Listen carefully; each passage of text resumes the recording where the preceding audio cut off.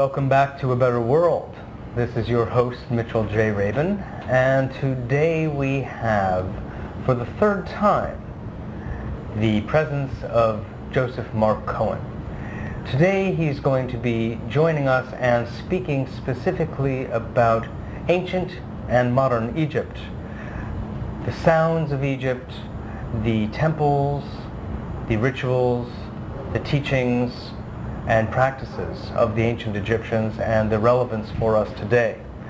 He's also going to be leading a group of people there this coming October. So for those of you who might be interested, tune in and listen on that level. So without further ado, we're going into our third of this series with Joseph Mark, who, as you may remember from earlier broadcasts, is involved in the Kabbalah, astrology, and he combines these two in a very mysterious, mystical, enjoyable way. So welcome, Joseph Mark. Great introduction there. Nice to have you on the show again. Yeah. So what are you up to this time? Well, I've been going to Egypt since 1980. And I guess this would be... Leader to sacred sites. Right. And I guess this is my 7th trip, so I hope that it's mystical and significant. Appropriately so, right. To 7. Yeah, and it seems each time I've been to Egypt, different things have opened up for me personally after the trip. So the very first trip I went, I would say that Abydos was the key place in Egypt for me, and I still have a real sweet feeling whenever I go to Abydos. And that particular temple, I'd like to talk about it a little bit more, but it's one where at the back there's a series of 7, actually 8 little chambers, and I call them the hidden sonic chambers of Abydos, and each one was, I guess, dedicated to a particular Egyptian god or Neter principle. Mm-hmm. But on that trip in 1980, I was traveling with a very dear friend of mine named Joshua, who's a musician, and we explored those chambers sonically and found that each of them had very particular resonant tones. And once we got the tone, it was very obvious in our sensorium. We would feel the full resonance in the body. Some of them actually had more than one tone. It was more like a tritone or a triad. And, or a chord. Or a chord, yeah. And this was maybe a ritual that we underwent for about 2 hours, something like that, or hard to evaluate. But one could feel changes in the energy system, in the chakras, a very, very deep balancing going on. And at a certain point, when we got to the last chamber, one anecdote, we got to one which was very, very high-pitched, probably set or something, and I couldn't make the sound. Joshua did. He found this really high-pitched note. We woke the bats. We caught the low register of a few bats that were hanging upside down, and that was very interesting. And were you emitting sounds? Oh, yeah. In each one, and how do you select the sound to Well, emit? that's a very intuitive process, and it's a matter of scanning the chamber. So it may mean making a kind of a tonal continuum, and then at a certain place when you hit the tone, the sound reverberates back and you feel it as a bioresonance. Okay, it's almost like you could equate it with singing with somebody. Mm-hmm. And when one starts at one point, one starts at another pitch, and then they find themselves in synchrony. Harmonized in synchrony. Yeah. Yeah. Okay, so it's that kind of thing, except that rather than it being emitted from another being, it's being emitted from the space itself. Right, and the space itself was obviously consciously designed with sacred geometry in a certain proportion so that the space would hold the vibratory frequency in it. And I think this is probably the major key that I work with in Egypt. Some people are specialists in sacred geometry, others in different aspects of Egyptian or Atlantean culture, if you want, but I'm a kind of a sonic adventurer, so I explore with my voice. A sonic type. Right. And so at the very end of all this, most of my group is kind of wandering around looking at hieroglyphs, and I'm kind of left to explore on my own. And I go to the last chamber, and I go to open up my mouth, and nothing will come out. I'm absolutely speechless. So there I am, sort of in this 8th chamber after having gone through this initiation, sort of like eyes bugged out. I could just feel, and then all of a sudden, all of this iconography about the cobra begins to make sense, because I feel like a serpentine energy going up my spine. I feel kind of a funny little block at the base of my neck, and then I sort of feel this little hood kind of go over about 6 inches, and all of a sudden, you know, the symbology, the lotus, the uraeus, all of the Egyptian symbolism begins to make a little bit of sense, though it wasn't exactly a pleasurable experience. So I realized that, interesting. Could you catch that? Yeah. Oh, yeah. Huh. Anything like that? Well, mine didn't actually come down and kind of rest here. It sort of stayed a little bit out, but that's obviously, you know... that's Mayan. Huh. I believe that. That's interesting. Yeah. That's interesting. Yeah. So that was, you know, it was a very powerful moment. And then at different times, I would be just meditating here and there and be given kind of chants to do. Now, which chakra, if you're going to import that system to Egypt, would Abydos represent? Well, to me, Abydos represents the heart chakra, but it may very well be the bridge between the heart and the throat. It's possible. I think it was Joey Jochman's put out a interesting little treatise on the spine of the Nile. So most tour groups start down in Aswan at base chakra, and then Horus Temple is the second chakra, and Karnak and Luxor, solar plexus, and maybe Dendara and Abydos heart, maybe Dendara heart, Abydos throat. I think Saqqara is technically the throat chakra rather than Abydos, but Abydos may represent the higher heart chakra, thymus gland, something like that. But you have to understand that each of them incorporates all the others. So in Abydos, there's a whole ogdoad, there's an eightfold principle, just like in Saqqara, where you have a pantheon of 8, and every time you have 8, you have, well, you could say it's a full octave or a full chakra set, but it also represents the ancestors or 8 different aspects of a creative continuum, something like that. So you're saying that at each temple, yeah, you will have a, it's almost like a hologram. Absolutely. Or a microcosm Absolutely. Of the entire body. Yeah, there's a group of 8 also at a little temple called Medinat Habu, which is, I think Paul Solomon wrote about that as the dreaming temple. And I took a group there once. We had a very interesting experience. I know that J.J. Hurtak likes that temple a lot too. It's not one that's on the regular tour map, but I usually go there. And you know that there's 64 tombs, right, in the West Bank, the Valley of the Kings and Queens. So there's the 64, I think, is symbolic of our RNA DNA coding, and I think that's why there's 64 tombs there. And I feel that all of Egypt is based on that numerical 864 grid. For instance, even the Eye of Horus, John West pointed out that that it basically is a fraction. If you take apart the Eye of Horus, I don't have a visual to show here, but you can, it ends up as 63/64ths of a circle. There's 1/64th missing, which I believe is our consciousness leaping from place to place. And in fact, there is... What is it that's missing? 1/64th. The Eye of Horus totals up. All the different components of it in a hieroglyphic total up to 63/64ths. Oh. So, and I also think, if I'm not mistaken, Rodney Collin, one of the Gurdjieffian people, he said that there was... British, yeah. He said that there was something called an anet, which was 1/32nd of a second. That was called the window of perception. So that's also on that harmonic of 1, 2, 4, 8, 16, 32, Very 64. few people know Rodney Collin. Well, he wrote a fascinating book. You know, anybody that's interested in consciousness Egypt? leaps. No, this was on his book, The Theory of Eternal Return, actually. Yeah, that's right. Sure. Rodney Collin was so taken with pyramids that I think that he jumped off one at the end of his life, though. So oh, really? He got a little fanatic there, I think. But, yeah. So, you know, the sound experience in Abydos is exquisite, but then each temple has its own training. And you know, when I go to Egypt, there's about 4 places that I feel are real key. I wonder what the relationship is, though, between the 64 tombs and the Jing.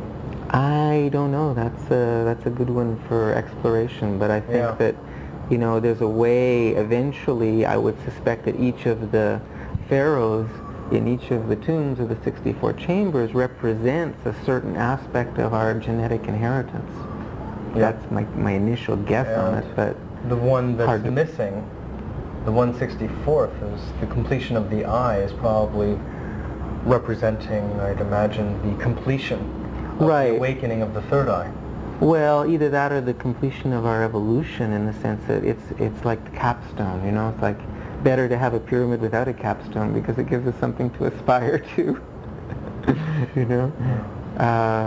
And there's this whole notion of what you could call capstone teachings, which is the way that all of the different sacred teachings connect at the top of a pyramid. So I think that really that's what the journeying to Egypt is about. It's a recollection of Atlantean. I mean, most tour groups that I know of really focus primarily on the temples and Atlantis and memory and past life stuff. I have a couple other agendas in Egypt. I'm very interested in Coptic civilization, the early monasteries, the monastery San Simeon near Aswan, the desert monk monasteries, Red and White Monastery. There's a monastery near... Red and White Monastery? Well, this was just, I guess, the colors of the monasteries in near Nag Hammadi, where the Gospel of Thomas was found.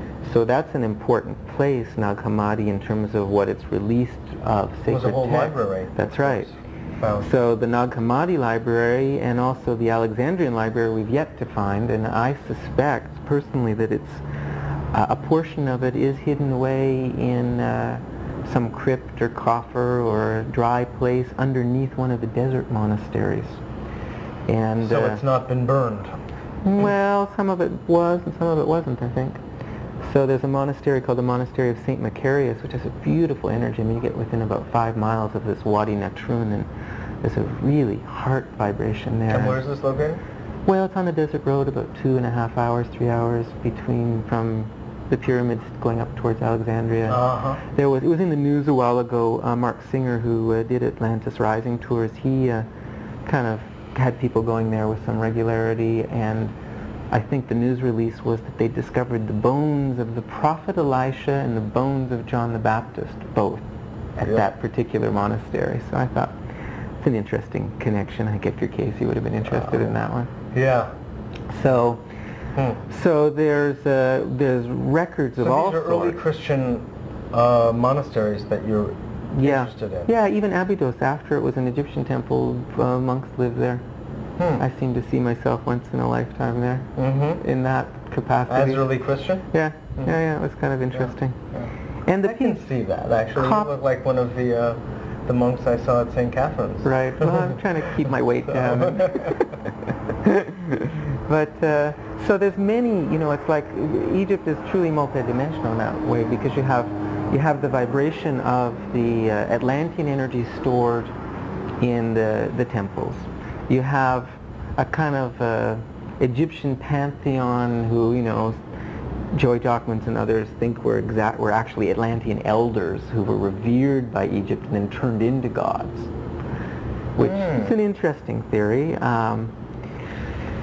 Meaning Horus. Meaning that Horus and Osiris and Isis, that they were all stellar beings from somewhere, Sirius. You know, it's like whatever research went into that film Stargate. I mean, in the beginning it was decent research, I thought. Got a little bit high-tech, but... And so that's a whole level. So what is it that you're seeking to capture in putting more focus on the early Christian monasteries? You know, the teachings about the King's Chamber was that it was really the Chamber of Resurrection. That was a ceremony that was done at the time that we would know as Easter or Passover, full moon of Libra, you know, sun in Aries.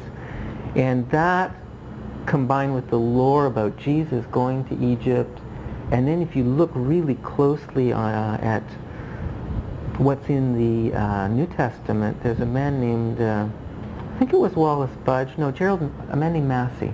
Gerald Massey wrote a big book, 3 volumes, and he pretty well convinced me that much of Christianity was a leftover of the Western mystery tradition and the rites of Osiris in terms of death and resurrection.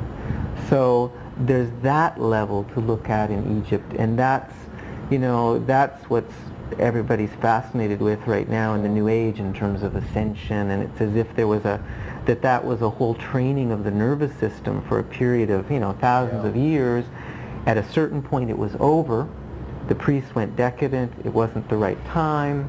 Moses had some particular work to do, and I'm very, you know, I mean, I'm not an Egyptian. I'm a Kabbalist of Jewish, you know, inheritance in this lifetime. So, but I am very interested in what Moses took out of Egypt. So I feel that Moses took a good deal of this mystery school energy that was kind of locked into a hieroglyphic,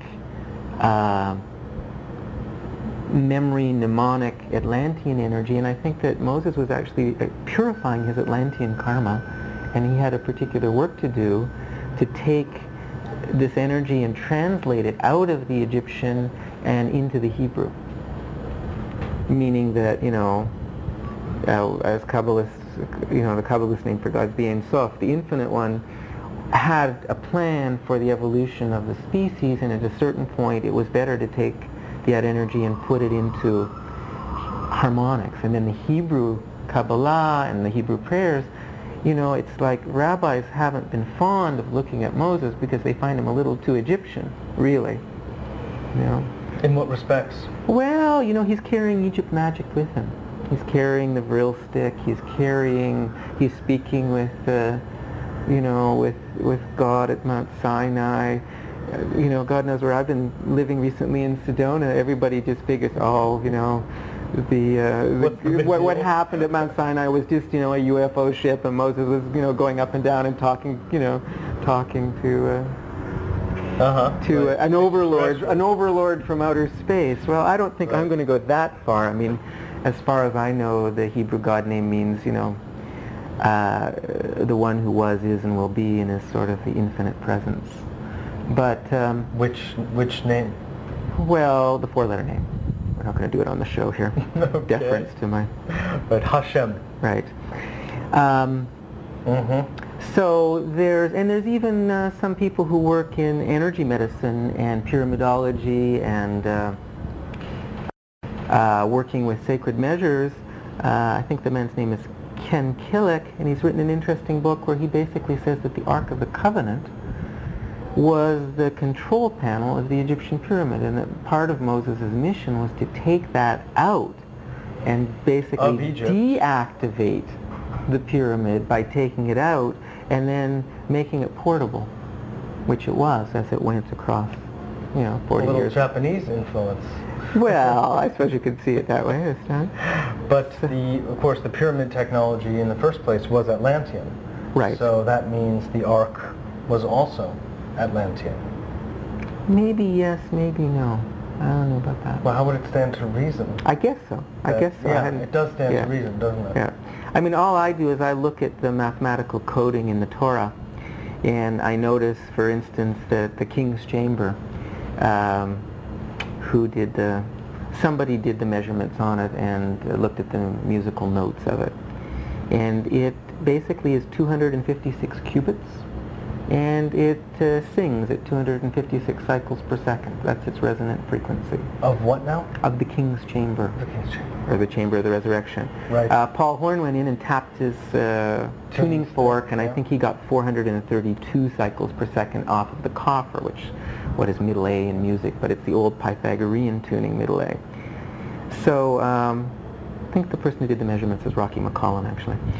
And so I've really learned a lot about sound in the King's Chamber in terms of this echolocation, bioresonance, and had some very interesting experiences there. So just to return to one thing I just wanted to say about Massey, his work was continued by a gentleman named Alvin Boyd Kuhn. I which would like few to people read know that. of. I'd like to read that. And he wrote a book called The Lost Light. That's the book I'd And like to read. it is a zodiacal description of our evolution certainly from Atlantis and times before into and through Egypt into the Hebraic culture and Interesting. on. Very interesting. Yeah. Interesting. Yeah, he taught at Columbia. Very few people know about him. Well, I mean, the astrology, I mean, Moses is sort of leaving Egypt kind of at the beginning of the age of Aries, as it were. So, I mean, there's the iconography of the ram's horn. You see it in Egypt, but then the Hebrew people pick it up in terms of the shofar. So it's taking something that's a visual iconography and making it into a sonic. Yeah. And Why do you think that the completion? Well, this actually just further corroborates what I was saying about the ark being Atlantean. Because if Moses was completing his Atlantean karma, as you suggest, then he needed the tools of Atlantis in order to do so. And he had the drill stick, among other things, other instruments. And why would he be, do you think, deactivating the pyramid? Well, I think that what's happening there is actually the healing of some of the negative karma of Atlantis in terms of overuse of spiritual technology in relationship to the will, whereas the teaching coming in had to do with a more feminine resonance in terms of connection with earth energies directly. So we just did an interesting midrash on the story of Moses's. He's asked, his sister Miriam passes on, right? And Miriam is connected with the origin of water, Resh Mayim. And the Hebrew people are really at odds with Moses because they're worried that they're not going to have anything to drink. And Moses hits a rock twice, and water gushes out, and he's hitting it with his wand or his drill stick. But according to the rabbis, that was a mistake that he made because God just asked him to talk to the rock. He didn't ask him to hit it. So he was like going back to Atlantean technology, and they say that because of that, he wasn't allowed to enter into the promised land. Okay, that's the story. So if you look at that and you see that the drill stick was the residue of the Atlantean karma, and Moses himself was undergoing an initiation, and he already had the power of the voice at that point, even though he himself was kind of a wounded shaman and stuttered.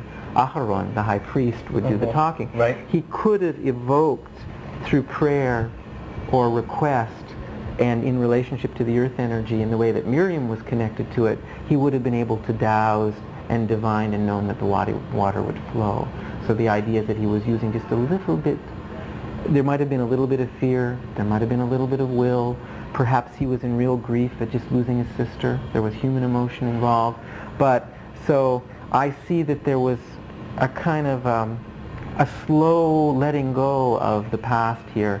The most evident one is the golden calf, which, it doesn't say that Aharon and people made a golden calf.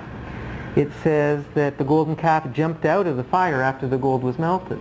Well, what was melted? Well, it was all the gold tchotchkes that were given to the Hebrew people by the Egyptians when they left. So the gold tchotchkes all had kind of a ceremonial magic innocence. Even then. Right, to them. Jews carrying tchotchkes. Right, and then it was, thrown into the fire for purification, alchemically, and probably a Hathor-like figure appeared because that was what those gold tchotchkes were connected to. So that was like a purification of the psychic debris of being a slave to an Atlantean culture. Is it a symbol of letting go? Yeah, it's a symbol of freedom by letting go of certain... So why such anger? With the rock? With the calf? Because it was kind of a throwback to the age of Taurus, and we're trying to get onto the age of Aries. Like the iconography of the old age is always going to appear. It's as if, all of a sudden people got totally, as we're entering the age of Aquarius and meeting space beings, there was this whole cult that sort of started to worship the fish again. Maybe a dolphin cult. We don't know. So We have to look at these things from the cosmic standpoint. Sure. So, anyways, there's that layer of what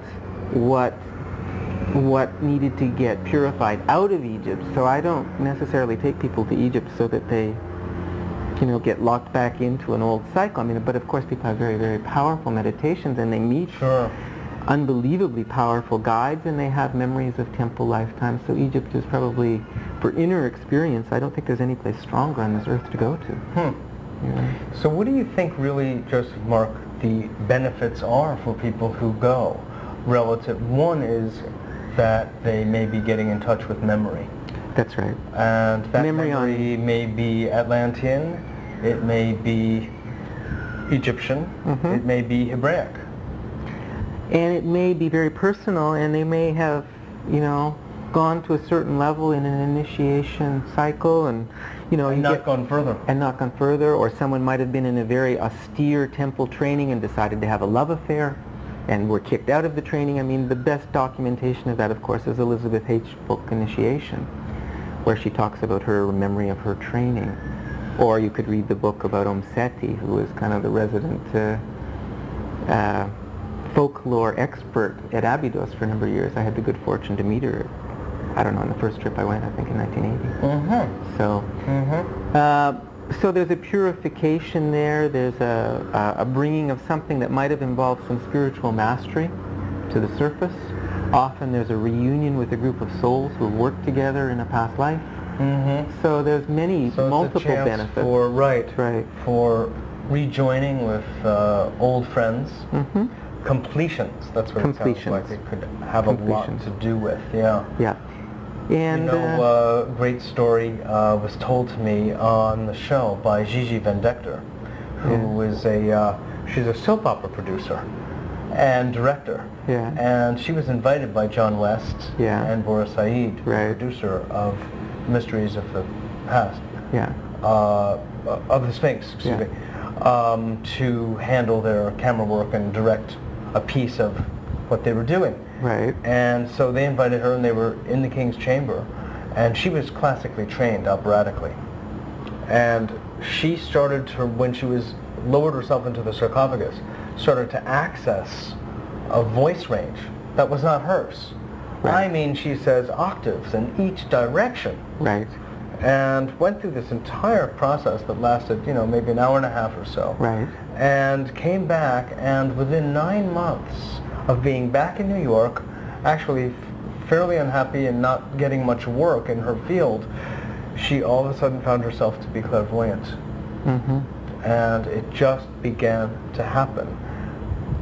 So much so that now I can't even catch up to her. She's all around the world doing clairvoyant sessions, and I even think she works with police departments and things like that. I mean, it's of that kind of level.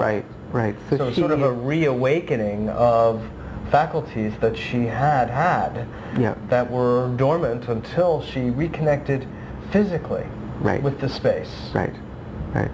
And people have spontaneous regression, spontaneous dream recall. Have you had a particular one that you recall that was particularly momentous? No, I've had a few little windows in different places. So you're just omniscient. So I don't know. Have those kinds of I just haven't been tumbling. The experience in Abydos kind of blew me away with the cobra. The time in the King's Chamber, I learned how to. There was a moment once when I was chanting where I was aware of every resonant chamber in my body, it felt. So I learned how to do... I had that experience recently in Sedona, actually. Oh, that's good. That's good. So that chamber, which is 256 cubits, I didn't finish my thought there, that's the gematria of the Hebrew word, Ha'aron, the ark in Hebrew. Aharon, the high priest. Okay, it's actually 257, which is the one in the middle of the 256.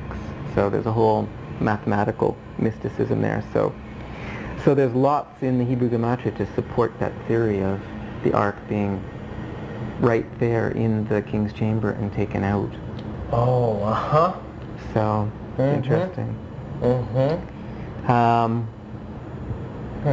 But there's another initiation that people have in Egypt, and it's a good one for North American culture, and it's called a heart initiation, because the people in Egypt live such a simple life, and there's so much in their heart chakra. They're living in what we call poverty, but I would say they're living in kind of a family richness. And inevitably, one person in my group, the most important experience, and maybe more than one, is really just a human experience with a special guide or a shopkeeper or a child. Or one year I went in September and had the good fortune to be at a wedding in Aswan, a Nubian wedding that went from 11 at night till 5 in the morning with Nubian music. I mean, it's the high point of the trip for one of my friends. I was traveling with a little harp that I have, and was all the little kids were coming up and playing. So, and a wedding in Nubia. I had another friend who got ill one night. We were actually going across to the Fayoum Oasis in a tiny little car. I wasn't taking the tour group bus deal. I went with a taxi cab driver that I had an emotional connection with, a man named Ibrahim. And he was a little bit psychic, and one of my passengers began to get a little bit ill, and he pulled a remedy out of his pocket and said, I had a dream last night that you weren't going to be feeling well, and he gave her this remedy, and he was the perfect father figure. He had 11 children, and this friend of mine had not, she'd had maybe some difficulty with her father. So human experiences are really powerful. Referring to. This is something that is, it's not that it doesn't exist in the United States of America. It does, but it's very much in embryo. And as time goes on, it seems to be lost more and more. And it is this very fundamental human connection people have with one another, where friendship and family and love are abundant. Right. As you said, a family richness, and I experienced that in Egypt, by all means. So I would never discount. It's experienced also in simplicity. So what we refer to as poor is really a misunderstanding. So it's important for me as a guide. One, I give people an orientation seminar at the beginning of my tours, which talks about how to access the inner guide, which means how to be in Egypt in such a way that the dream time and the so-called chants or synchronous meetings everything has a rhythm and a schedule to it, which is God's time, Inshallah. It's like you make an appointment in Egypt, but you always say Inshallah. If God wills it, then it'll be. That's right. So that's very, very important, and I think people fall into much deeper levels of self-knowing through that honoring of that process. Also, the guides that you meet in Egypt are actually real guides. I have one friend, Abdul Hakim. I mean, he's been a guide for 7 generations, his family, and you meet people who are actually custodians of a particular etheric frequency at a temple site, and it is their work to take everyone that comes and put them through their particular initiation. Right. So that's kind of interesting. That's a very important point. So, I mean, if you can go to Egypt and you can find that your heart chakra is open and you can make contact with your own inner guide and feel that you're being guided each step of the way, and you're having, memory come back, then it's very profound. That's right. It's custodian in the real sense of the term. Yeah. Really what it's supposed to be about. And on first glance, you would have no idea that these gentlemen who are standing by various temples have any sense of what we're speaking of, but that's completely untrue. It's virtually genetic. It's genetic, and it's childlike, and it's psychic, and many other things. And it's incarnational. I mean, they pass each other on generation to generation to mind the temples.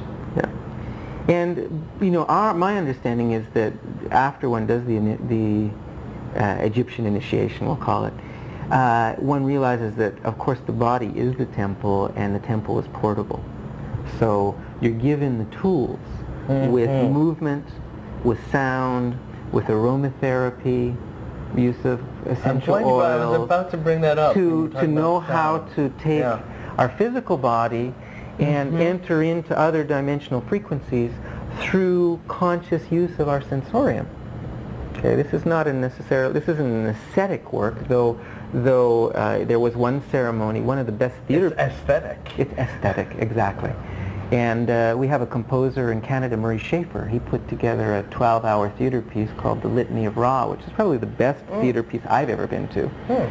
And within that theater piece, he recreated the Egyptian Ra going through the underworld ceremony, which happened probably at one of the, I'm not sure which temple it was done at. But it was a 12-hour journey through the Duat, the underworld. And at one point, only 70 people could come to this performance at a time. And at about 3 in the morning, one kind of laid down and had a little Dreamtime nap.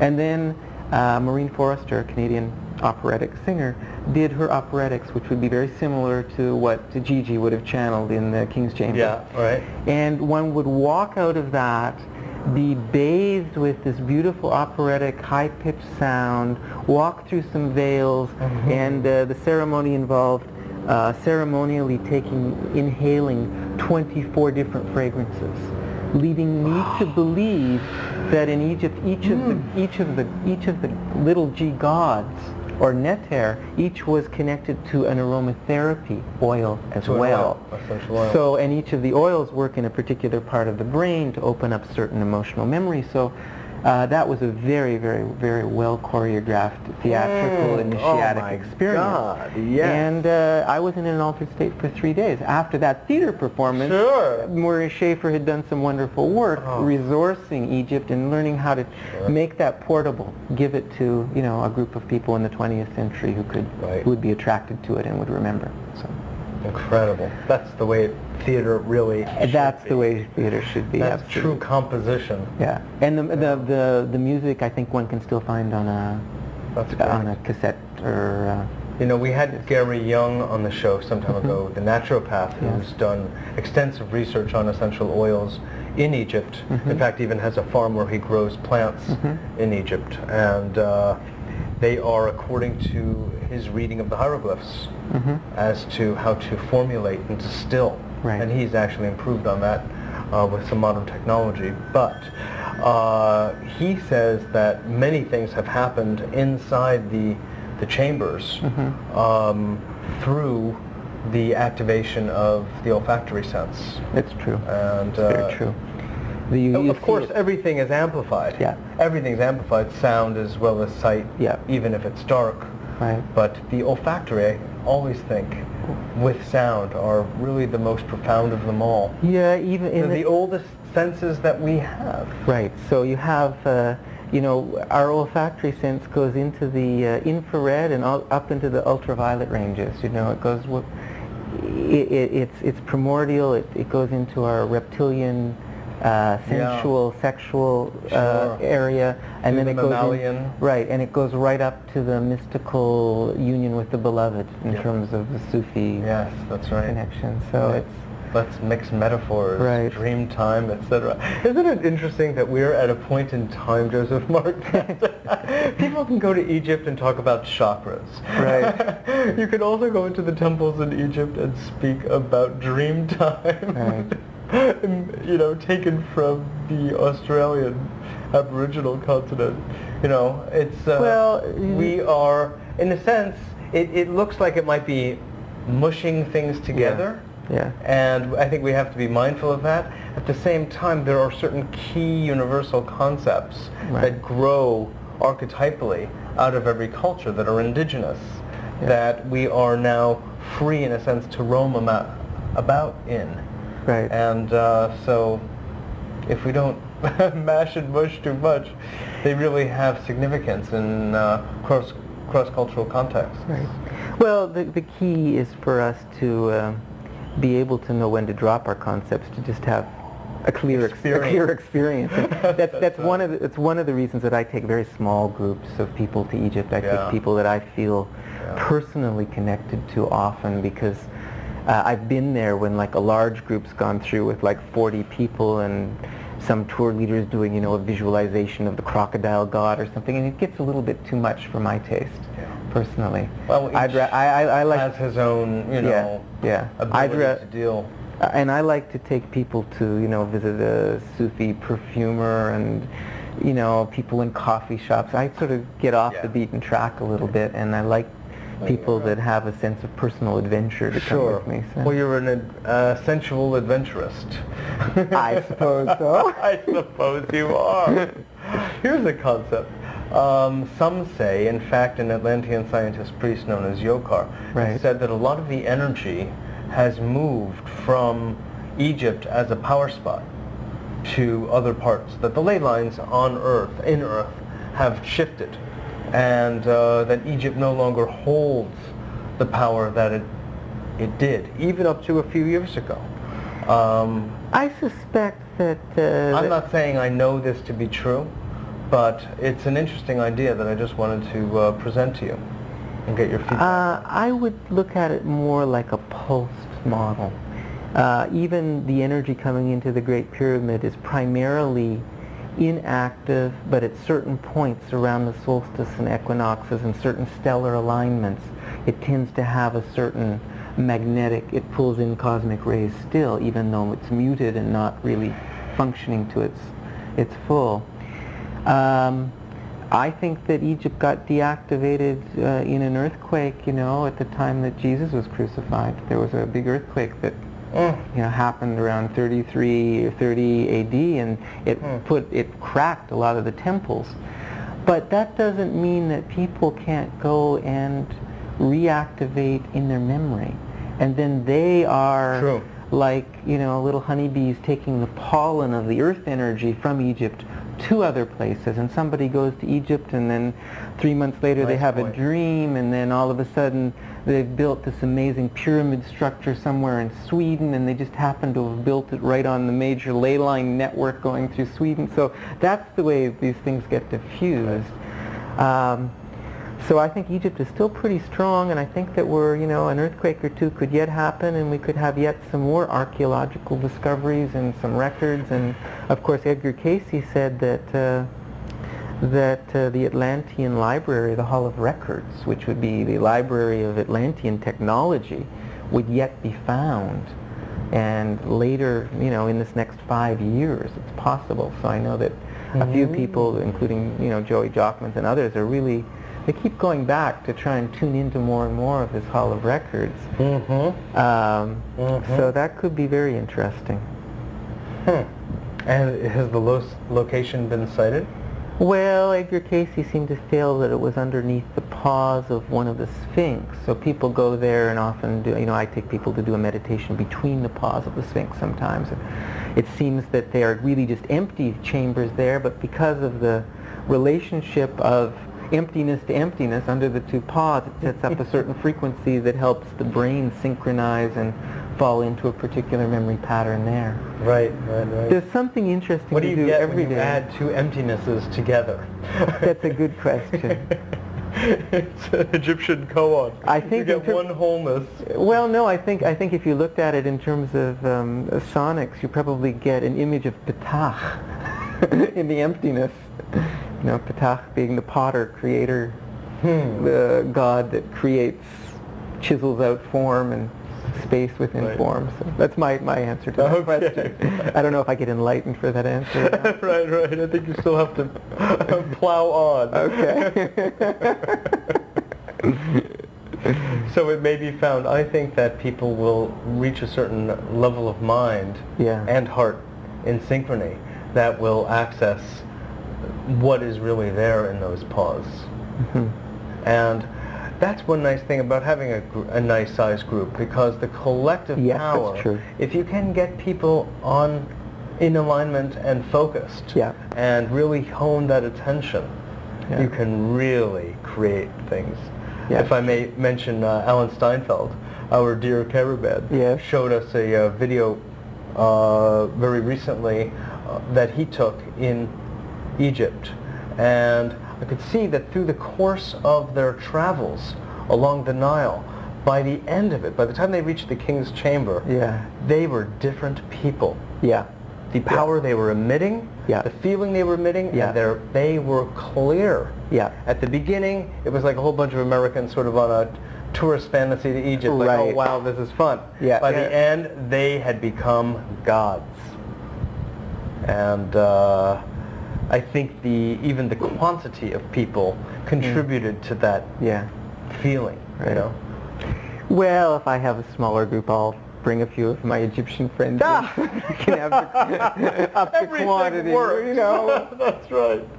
Everything could work. And it's good. I mean, when I do my tour, I do the Egypt thing. I do the pyramid thing around the 11th night, actually.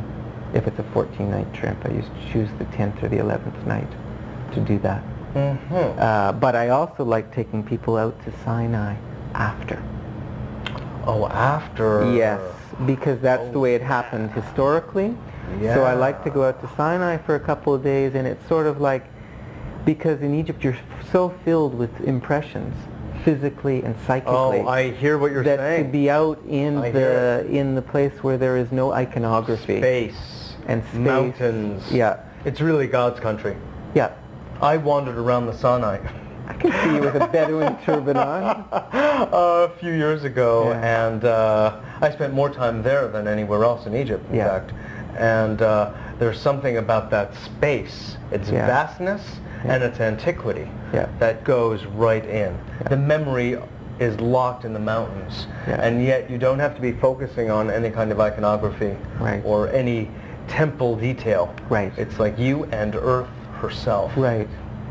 So that, to me, represents the whole of the earth becoming a temple.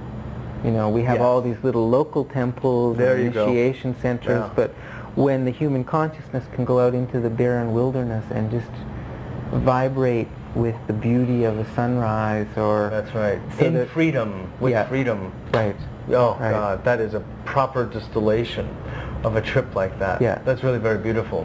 So... Of course, then you can work your way over to Eilat. Well, this one I'm water. Right. Well, the one I'm doing in October, after climbing Santa Caterina, and being up, you know, all night and for the sunrise. For the sunrise there. Then I thought I'll take people to Sharm el-Sheikh. Yes. So, beautiful. And then after being up on the top of the mountain, you can do a little snorkeling and look under. That's right. Oh, it's so beautiful. I was just describing my experience of that place the other So, I mean, ultimately we grow by... last night I was doing a meditation group, and we were doing a meditation to the Tree of Life. So, and people were quite taken with the meditation, because rather than just sending light through the spheres, I got the attention into a pulsation and an expansion and a contraction of light, and then had it dropped like little beads coming down through the crown chakra and into the heart, so that, you know, it's like a full sphere of light that can contract to a tiny point and expand out.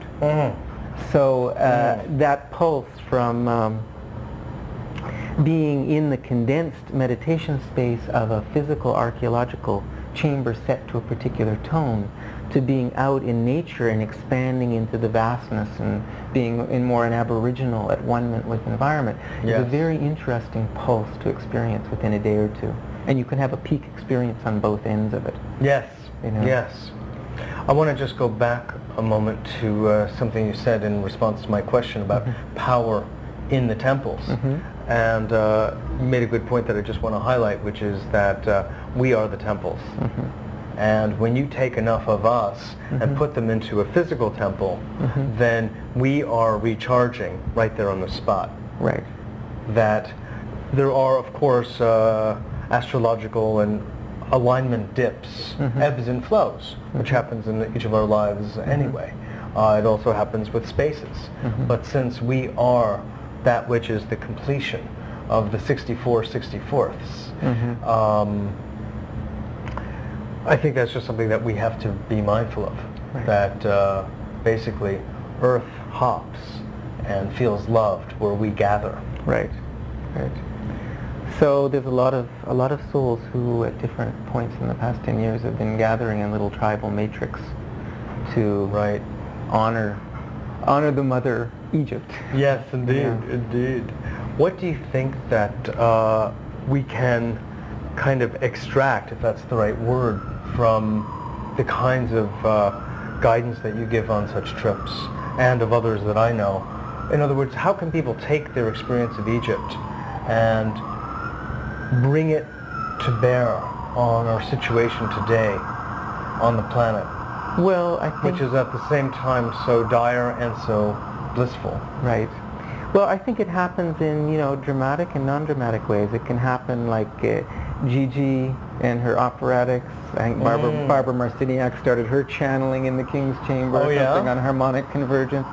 Or it can happen just in terms of a heart chakra initiation that gets carried in terms of a love vibration. Someone could come on one of my tours and tune back into a real important lifetime where they were a desert monk or something, and a whole wave of energy comes. So it brings some of the goodness from the past into the present. Importing. Yep. Yep. And then there's aspects of memory that come into our creativity. So, somebody coming back and all of a sudden, many of the people that I take to Egypt are healers, and it really accelerates their healing process.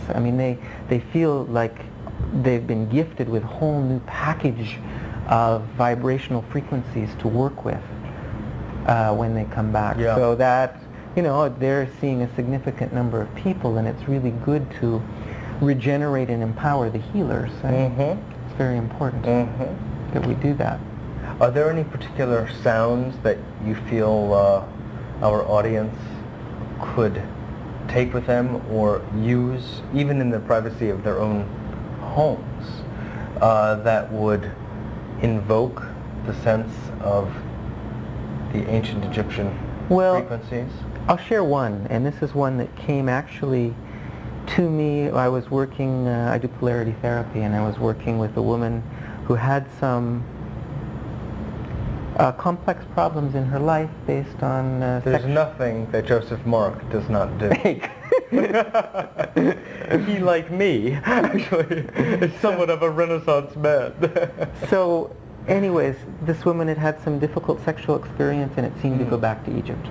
And this chant came through as a healing chant for balancing her energy field, and it was a very emotional moment when that happened. And I believe that what this does is it balances us in the middle of our bodies. Yeah. Okay, so it's composed of 4 vowels. It goes I, ah, oo, o. Which, if you need to remember it, you could remember it from the English phrase, I want to know. Okay, that's just a little phonetic. Phonetic. Yeah. Okay. Right. I, ah, oo, o, and this is the way it sounds. Hopefully it's a good day for making this sound. So this should take the listeners, viewers, back to Egypt. Maybe you should even close your eyes rather than watching me on the screen.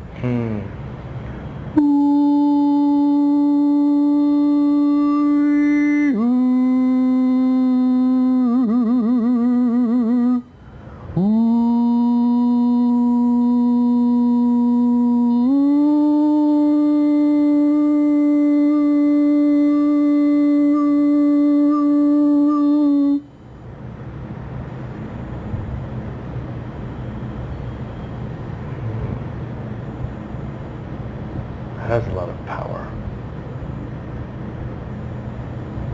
How did you discover that?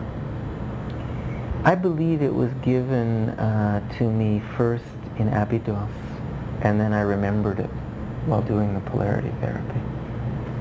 I was grappling for something that was appropriate to the circumstance, most likely.